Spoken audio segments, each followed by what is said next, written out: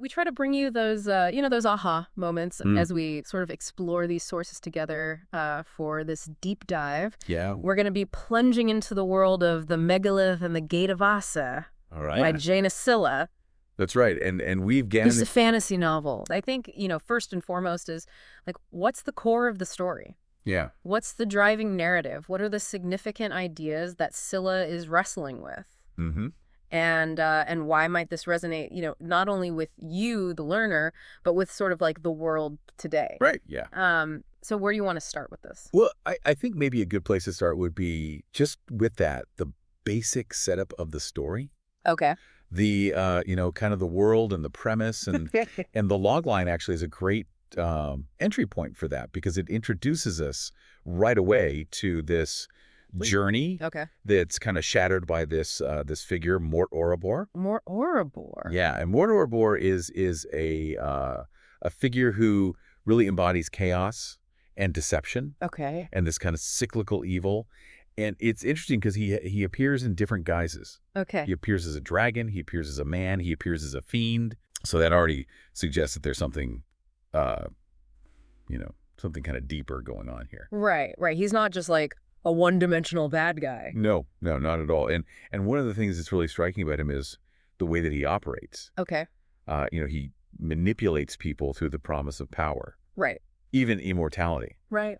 But these are really just chains. Okay. To bind humanity to his will.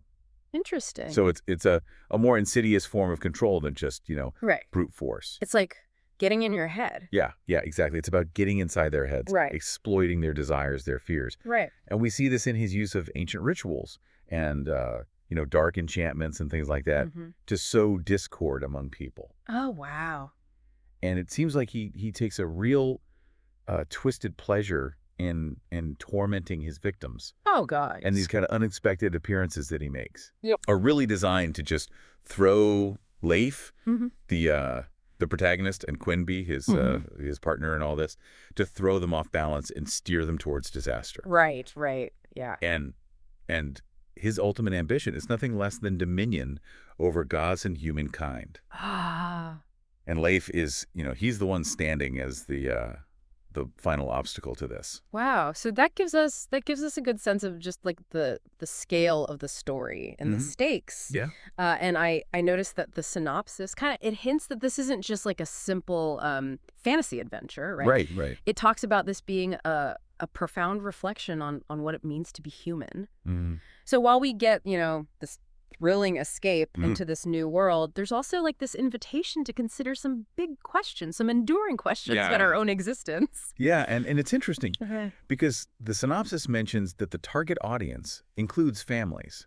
Oh, okay. So you have to think about how these darker elements are presented and what kind of universal messages might be woven in. Right. It's an interesting contrast, Yeah. This seemingly dark antagonist and being targeted at families. So there's a nuance there for sure. Yeah.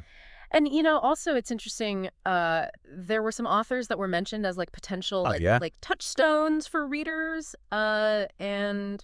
Yeah, to kind of give you a sense of the kind of experience it might be. Yeah. Patrick Rothfuss. Oh, yeah. Madeline Miller. Leigh Bardugo. Oh, yeah, I've heard of her. And Naomi Novik. Oh, okay. And, these are all writers who are known for... like the top fantasy. The top of the fantasy world, yeah. Right. And for creating these intricate worlds, compelling characters. So that already gives you a sense of the kind of depth that Silla might be aiming for here. Yeah. Okay, cool. So now I was thinking, it might be useful to understand a little bit about the background of the author himself. Okay. And the project. Yeah. That always helps to kind of put things into context. Right, exactly. So Jaina Silla, he's the one who created this world, and he's got quite a diverse background. Oh, really? He's worked in photography, film directing. Wow. He's even worked in entertainment law at UCLA. Oh, wow. So he brings a real interesting blend of creative and practical experience to his storytelling. Right.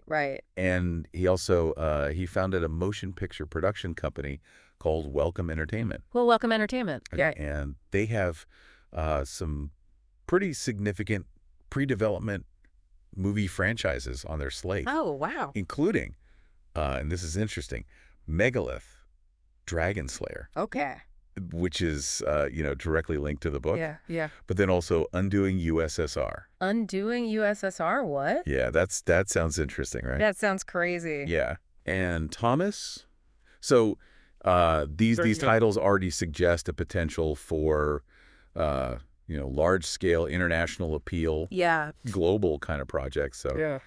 Wow. and it's also fascinating that there's this mention of another company called Resonance Pictures. Resonance Pictures. Yeah, and this is another motion picture development company. And this one is established in the U.S. Oh, okay. So it seems like he's really got this strong multimedia vision. Right, he's thinking big. Yeah, thinking exactly. Mm-hmm. And, it's worth noting that the novel was also co-edited Oh, okay. by Pat Smart and Cale Weaver. Okay. And that highlights that, bringing a book to publication is it's often a collaborative process. Right, it's a team effort. Yeah. Okay. And, one detail that I found really interesting about this whole project is that the Megalith and the Gate of Aasa, Mm-hmm. it didn't start as a novel. What? It actually began as a screenplay. Really? Yeah. And it was drafted maybe about 25 years ago. Wow. So it's been, gestating for quite a while. Yeah. And then, he refined it with the help of American screenwriter Pat Smart. Oh, okay. So That's interesting. That's interesting. And you kind of wonder if that explains maybe a certain cinematic quality that we might find in the writing. Right. Yeah. And It's cool that he had this idea and didn't give up on it. yeah, absolutely. Yeah. He just kept working at it. Totally. That's pretty awesome. Yeah. And it's envisioned as the first part of a trilogy. Oh, okay. But, the query letter assures us that it does stand alone as a complete story. Okay. So you don't have to worry about being left hanging at the end. Right. That's good to know. Yeah, he too. Where you finish a book and you're like, wait, that's it. I got to wait how long for the next one? Yeah. All right, cool. One other thing about the author that we should mention is that he's of Estonian heritage. Oh, okay. And I don't know a lot about Estonian history or anything. well, he's got this deep-seated passion for sharing his history and mythology with a global audience. Okay. And even, he draws a line to the folktales of Friedrich Reinhold Kreutzwald. Friedrich Reinhold Kreutzwald. Yeah, who's a kind of a key figure in Estonian literature. Okay. So this cultural foundation seems to be a really vital layer to the novel. Okay. Yeah. Cool. All right, so we have a sense of the core story, the author's background. Yeah. Now let's think about the reader, right? The learner, you're picking up this book. Right. What are you going to get out of this? What's the value here? Well, the analysis we have, it really breaks this down into several key aspects. Okay. And it emphasizes that the book, it aims to be both an engaging adventure, but also a source of deeper contemplation. Okay. And that combination seems to be, central to its appeal. Right. So it's not just a mindless escape. No, but it's not just a dry philosophical treatise either. Okay. Yeah. So there's the first value that's highlighted is escape and immersion. Right. Yeah. And it sounds like, Scylla has really created a world that is so vivid and richly drawn from folklore and ancient myths that you can really just lose yourself in this world. Exactly. And that's the intention, is that, you feel like you're walking alongside these characters through these ancient forests and, along that rugged coastline. Yeah. And this immersive quality, it naturally leads to that second point about emotional connection. Okay. The challenges that the characters face, the triumphs that they experience. These are designed to really strike a chord within the reader. Okay. And foster empathy and understanding. And what's interesting is it mentions that this applies even to someone like Ouroboros. Oh, interesting. Who, he kind of embodies the darkness in the story. Right. But when you can understand the motivations of even an antagonist, it adds this real layer of depth. Right. Because it's not just like a, black and white good and evil, Right. Yeah. It's more nuanced than that. Exactly. Okay, so then there's also exploration of, meaningful themes. Right. It sounds like Scylla is dealing with some big ideas here. Destiny. Yeah. The choices that we make, the sacrifices that we undertake. Yeah. But he's presenting these through this fantasy lens, right? Right. Exactly. Which is, maybe a unique way to look at those. It is. To get you to reflect on those things in your own life. Yeah. It gives you a different perspective. Okay.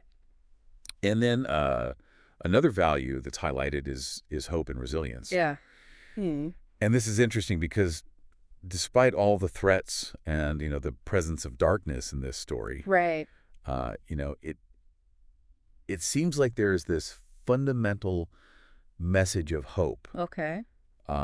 Underscoring the strength of the human spirit and the capacity for, people to come together even when facing despair. Right. So it's like there's darkness, but there's also... But there's a way through. Right. There's a light. Yeah, exactly. At the end of the tunnel. Yeah. Okay. And then the final one is intellectual stimulation. Yeah.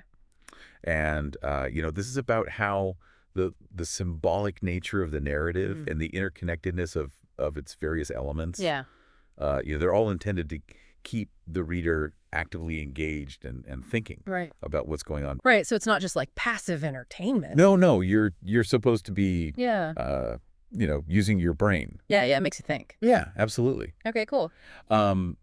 So the analysis, it consistently returns to this interplay between, this thrilling adventure and this profound reflection. Yeah.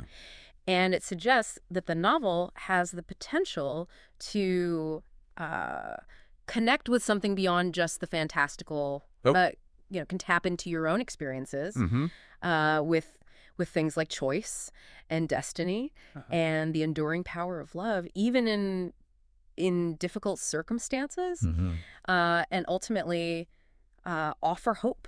Okay. Through unity and a belief in something larger than yourself. Okay, yeah. It sounds like it could be a pretty powerful, reading experience for someone. Absolutely. Okay. So who were like the main characters in all this?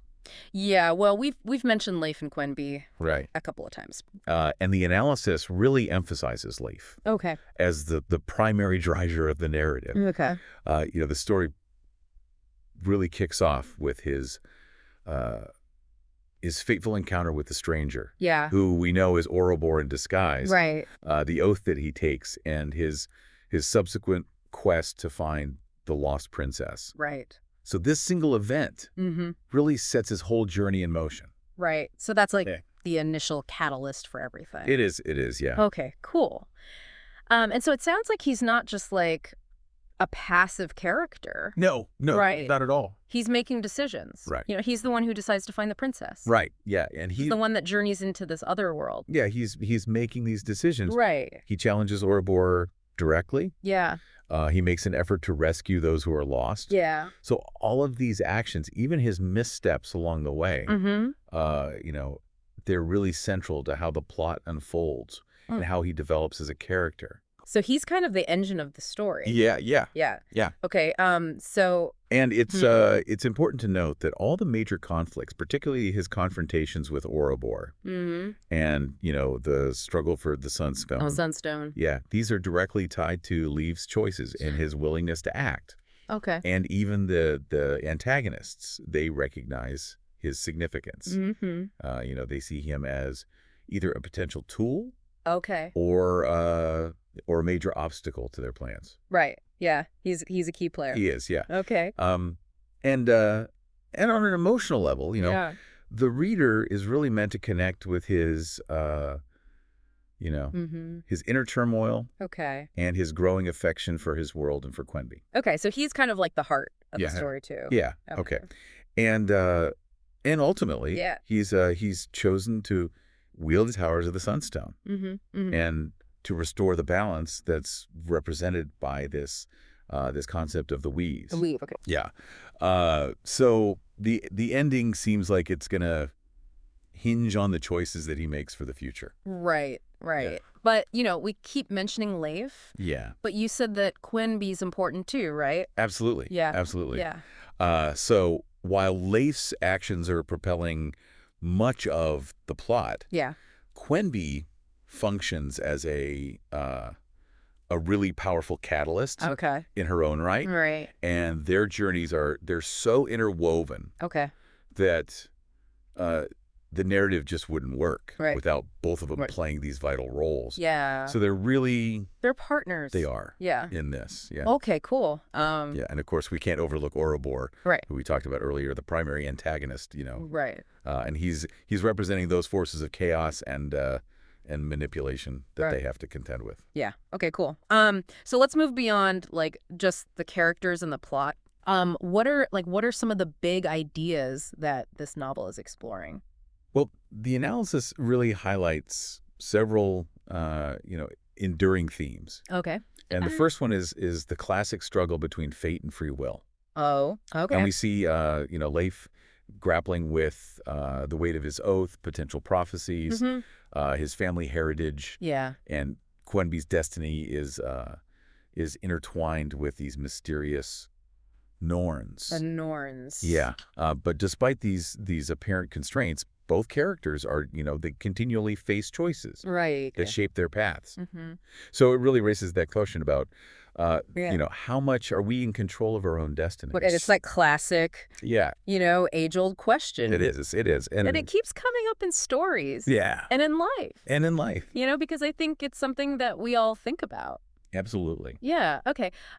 So what other Another. big ideas are explored here? Yeah. Another one is the nature of power and its corrupting influence. Okay. And, Ouroboros' whole arc Mm-hmm. really serves as a stark illustration of this. Okay.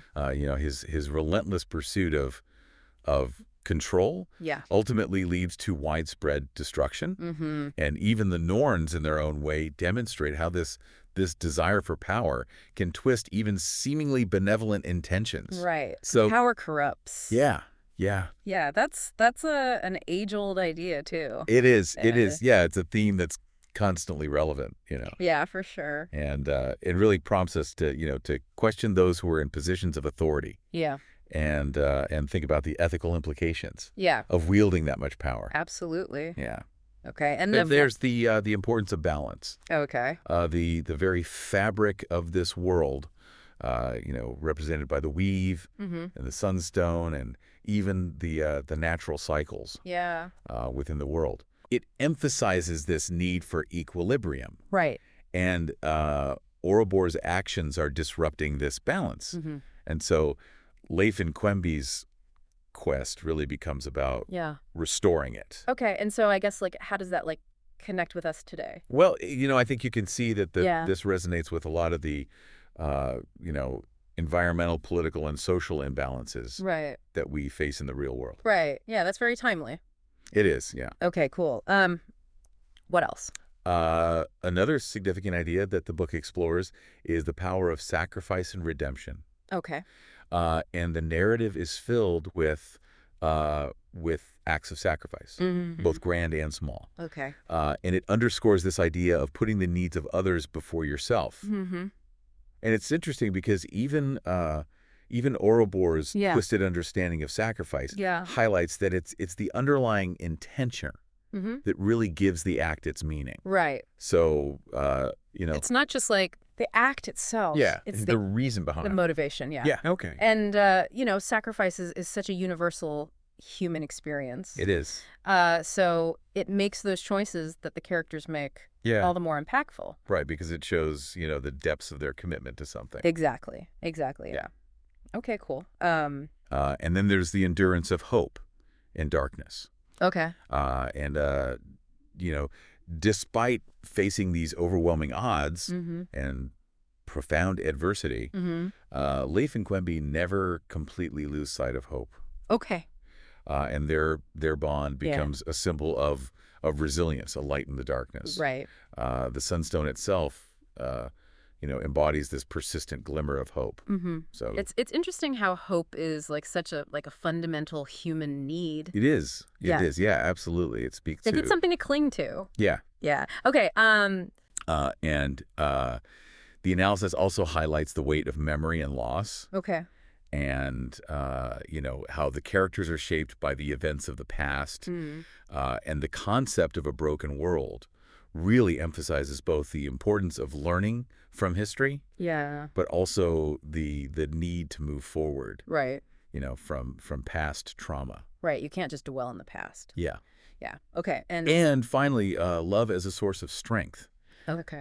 The growing connection between Leif and Quimby Mm-hmm.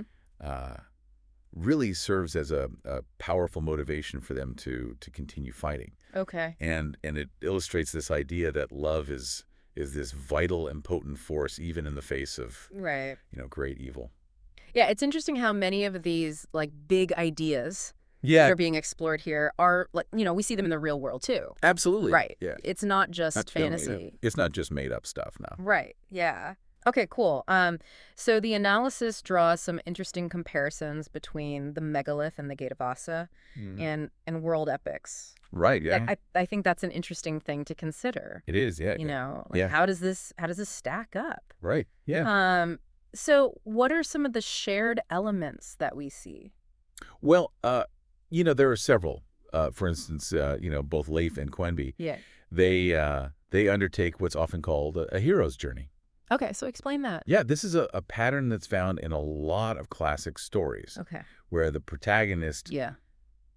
faces trials and learns important lessons Mm-hmm. and undergoes significant personal growth. Yeah. So it's that kind of classic arc. Right.